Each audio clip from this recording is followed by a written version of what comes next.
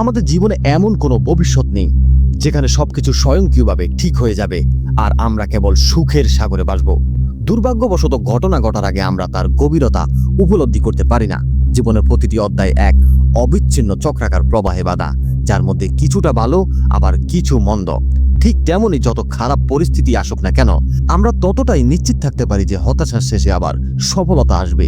এটি জীবনের চিরায়ত নিয়ম। কষ্টকে কোনোভাবেই নষ্ট হতে দেওয়া যাবে না। যখন কঠিন সময় আসে তাকে উপহার হিসেবে গ্রহণ করতে হবে। মনে রাখবেন, জীবনের প্রতিটি প্রাপ্তির জন্য মূল্য দিতে হয়। বিনামূল্যে কোনো কিছুই পাওয়া যায় না। রবার্ট ডাউনি জুনিয়রের কথাই ধরুন, গোল্ডেন গ্লোব পুরস্কার বিজয়ী, অস্কার মনোনীত সিনেমার নায়ক। তার জীবন বেশিরভাগ মানুষের কাছে ঈর্ষণীয়, কিন্তু সৃষ্টিকর্তা অনেক সময় আপনার সব চাওয়া পূরণ করে আপনাকে শাস্তি দেন। শুধু দেখতে চান আপনি সেই অর্জন কতটা সামলাতে পারেন। তিনি দেখতে চান আপনি কতটা চাপ নিতে পারেন এবং তা থেকে বেরিয়ে আসতে পারেন। যখন পরিস্থিতি অপ্রতিরোধ্য মনে হয় তখন হতাশাকে বরণ করে নেওয়া সহজ, তবে এই ভয়ঙ্কর সমস্যাগুলো কাটিয়ে ওঠা ততটা কঠিন নয় যতটা কঠিন হলো সিদ্ধান্ত নেওয়া। আপনাকে বুঝতে হবে, সফল হওয়ার আগে আপনাকে প্রথমে ব্যর্থ হতে শিখতে হবে। যদি আপনি একবার বা দুইবার ব্যর্থ হয়ে আপনার স্বপ্নকে তাড়া করা ছেড়ে দেন, তবে আপনি এখনও প্রস্তুত নন। দুঃখজনক হলো সত্যি যে জীবনে কেবল মানুষ ফলাফলকে অনুসরণ করে, প্রক্রিয়াকে নয়। সবচেয়ে কঠিন পরিস্থিতিগুলো নিজে থেকেই সমাধান হয়ে যাবে যদি আপনি লেগে থাকেন, যদি আপনি পুরোপুরি হাল না ছাড়েন। মাইকেল জর্ডান তার ক্যারিয়ারে ৯,০০০টি শট মিস করেছেন, অর্থাৎ ৯,০০০ বার ব্যর্থ হয়েছেন।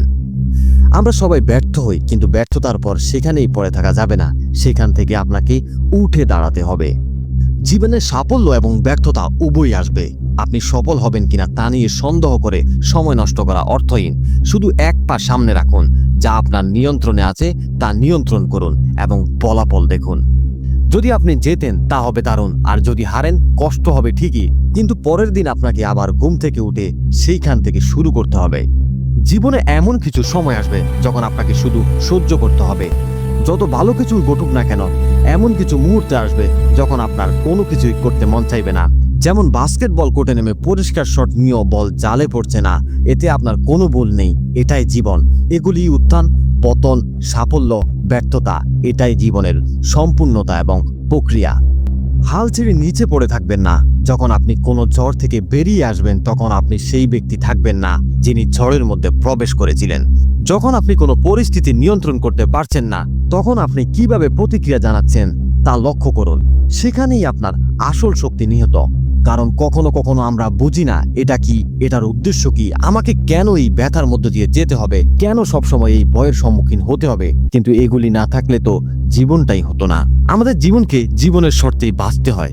আপনি যদি জীবনকে ভালোবাসেন, জীবনে প্রতিষ্ঠিত হতে চান এবং সমাজে বাঁচতে চান, তাহলে আপনার জীবনকে তার মতো গ্রহণ করতে হবে। জীবন সুন্দর, কিন্তু আপনাকে ভালো মন্দ উভয়কে সমানভাবে সুন্দর হিসেবে গ্রহণ করতে হবে। পুরো পরিকল্পনা জানার অপেক্ষা করবেন না, শুধু প্রথম পদক্ষেপটি নিন। মনে রাখবেন, আপনি যদি ব্যর্থ না হন তার মানে আপনি চেষ্টাই করেননি।